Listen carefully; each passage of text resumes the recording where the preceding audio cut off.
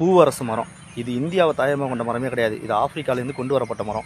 ஆனால் ஆப்பிரிக்காலேருந்து எப்போ இது கொண்டு வரப்பட்டுச்சு, எப்போ இந்தியாவில் நடப்பட்டுச்சுன்ற விவரம் யாருக்குமே தெரியாது. ஏன்னா அந்த காலத்துலேருந்து நம்ம மக்களோட வாழ்வியலோட ஒன்றி புழங்கி போன ஒரு மரம். எல்லா ஊர்லேயும் கண்டிப்பாக பூவரச மரத்தை நம்மளால் பார்க்க முடியும்.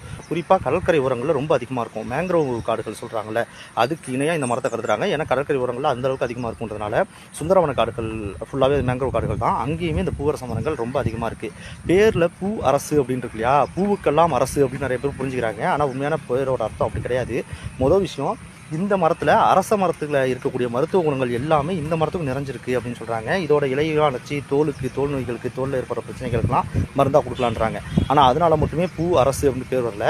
அரச மரத்தில் பூ பூக்காது. அதோட பூ இந்த சைக்கோனியனுக்குள்ளே ரொம்ப சின்னதாக தான் பூத்துக்கும், வெளியிலே தெரியாது. ஆனால் இந்த மரத்தோட இலைகள் பார்க்குறதுக்கு அரச மரத்தோட இலை மாதிரியான ஷேப்பில் இருக்கிறதுனாலையும் இது பெருசாக பூ பூக்கும். நல்லா அழகான பூ, மஞ்சள் கலரில் இருக்கும். காஞ்சதுக்கப்புறம் அந்த பூ அப்படியே சிவப்பாக மாறிடும். அப்படி ஒரு பெரிய பூ பூத்து தன்னை வெளிக்காட்டக்கூடிய ஒரு மரமாக அது இருக்கிறதுனாலையும் பூ அரசு, பூக்கக்கூடிய அரசு அப்படின்ற பேரில் இதை வச்சுட்டாங்க. இது பொருளாதார முக்கியத்துவம் வாய்ந்த ஒரு மரமும் கூட. ஏன்னா தச்சர்கள் கேட்டிங்கன்னா தெரியும், வீட்டுக்கு ஏதாவது பொருட்கள் செய்யணும், இல்லை ஏதோ கதவு ஜன்னல்லாம் செய்யணும்னா முதல் வரிசையில் 3 மரங்கள் வைப்பாங்க. முதல் இடத்துல தேக்கு மரம் இருக்கும், 2வது இடத்துல பூவரச மரம் தான் இருக்கும், 3வது இடத்துல வேம்பு இருக்கும். அப்படி தேக்குக்கு அடுத்தபடியாக வைக்கக்கூடிய ஒரு சிறந்த மரம்.